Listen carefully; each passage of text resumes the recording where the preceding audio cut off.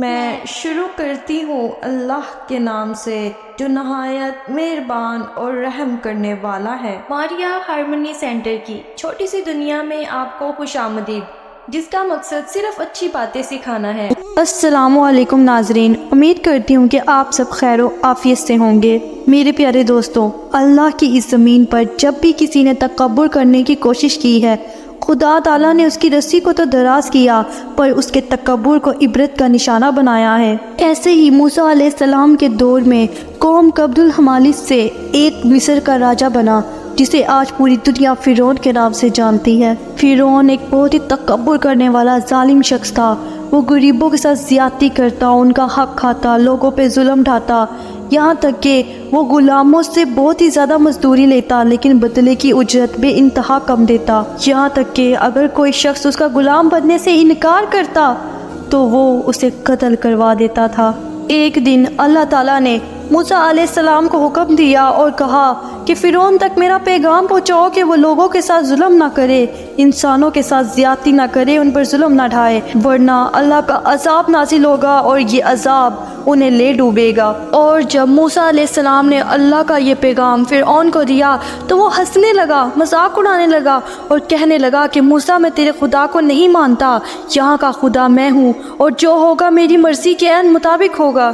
نعوذ باللہ، فرعون خود کو خدا سمجھتا تھا اور وہ ایسے ہی لوگوں پہ ظلم ڈھاتا رہا، جس کے بعد موسیٰ علیہ السلام نے اللہ تعالیٰ کے حکم سے معجزات کو دکھانا شروع کیا، جس کے بعد بہت سے لوگ اسلام قبول کرنے لگے، ایمان لے آئے اور بہت سے لوگ فرعون سے سوالات کرنے لگے۔ جب فرعون نے لوگوں کو اسلام قبول کرتے ہوئے دیکھا تو وہ غضبناک ہو کر کہنے لگا کہ نعوذ باللہ، وہ موسیٰ علیہ السلام اور اس کی قوم بنی اسرائیل کو قتل کر ڈالے گا۔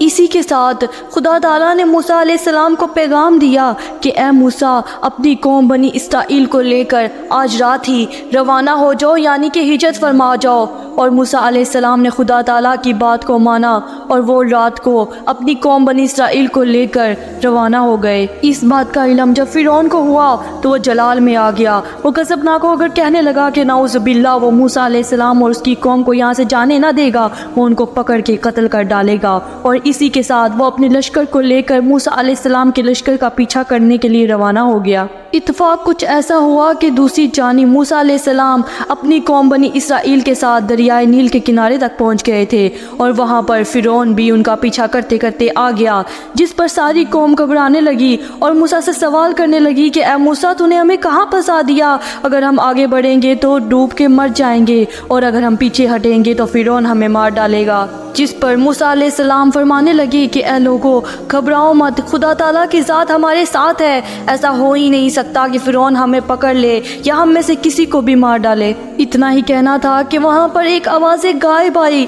خدا تعالیٰ نے موسیٰ علیہ السلام کو پکارا اور کہا کہ اے موسیٰ، اپنی عصا کو سمندر پر دے مار۔ خدا کا یہ حکم سنتے ہی موسیٰ علیہ السلام نے اپنی عصا یعنی کہ اپنی لاٹھی کو سمندر پر دے مارا۔ سمندر پر مارتے ہی وہاں پر کرنا کچھ ایسا ہوا کہ سمندر کے درمیان میں رستہ بننے لگا، سمندر کا آدھا پانی ایک طرف اور آدھا پانی ایک طرف ہو گیا۔ یہ منظر دیکھنے کے بعد موسیٰ کی قوم موسیٰ سے کہنے لگی کہ ہم 12 قبائل ہیں اور ہماری آپس میں بندی نہیں، اپنے خدا سے کہہ کہ وہ ہمارے لیے 12 رستے بنائے۔ اور اسی طرح موسیٰ علیہ السلام نے دوبارہ سے لاٹھی کو سمندر پر دے مارا اور 12 قبائل کے لیے الگ الگ رستے بننے لگے۔ اسی کے ساتھ وہ لوگ ان رستوں کے درمیان سے گزرتے ہوئے سمندر کی دوسری طرف پہنچ گئے۔ فرعون یہ سارا منظر دیکھ رہا تھا اور دیکھ کر وہ دنگ رہ گیا اور وہ کہنے لگا کہ موسیٰ علیہ السلام کوئی نبی نہیں بلکہ نعوذ باللہ جادوگر ہے۔ موسیٰ علیہ السلام اور ان کی قوم بنی اسرائیل خدا کی ذات پر پختہ یقین رکھتی تھی، ان کا خدا کی ذات پر یقین کامل تھا، اسی لیے وہ سمندر کے بنے ہوئے اس رستے سے بآسانی گزر گئے، انہیں کسی بھی مشکل کا سامنا نہ کرنا پڑا۔ لیکن فرعون، وہ تو خدا کو مانتا ہی نہیں تھا، اس کے اندر تو تکبر بھرا ہوا تھا، وہ تو خود کی ذات کو خدا کہتا تھا۔ فرعون اپنی تکبر اور غصے کی آگ میں اندھا ہو کر موسیٰ علیہ السلام کو قتل کرنے کی غرض سے اپنے لشکر کو لیے سمندر کے اسی رستے سے گزرنے لگا، پر وہ تو خدا کو مانتا ہی نہ تھا۔ اسی لیے خدا نے حکم دیا کہ اے سمندر، تو جیسا تھا تو ویسا ہو جا۔ خدا کا حکم سنتے ہی سمندر آپس میں مل گیا اور وہ رستے ختم ہو گئے اور فرعون اور اس کا لشکر ڈوب کر مرنے لگا۔ اور جبکہ دوسری طرف موسیٰ علیہ السلام اور ان کی قوم بنی اسرائیل یہ سارا منظر دیکھ رہے تھے اور خدا تعالیٰ کا شکر ادا کر رہے تھے۔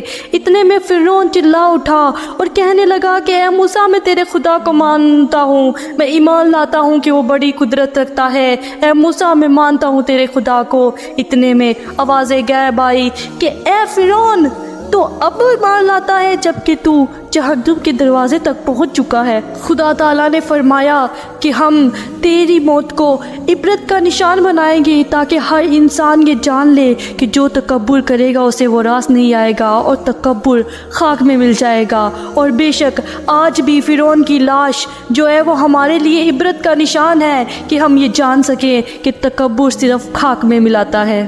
خدا تعالیٰ ہمارے ایمان کو محفوظ رکھے، ہمارے یقین کو محفوظ رکھے اور ہمیں تکبر کرنے سے بچائے۔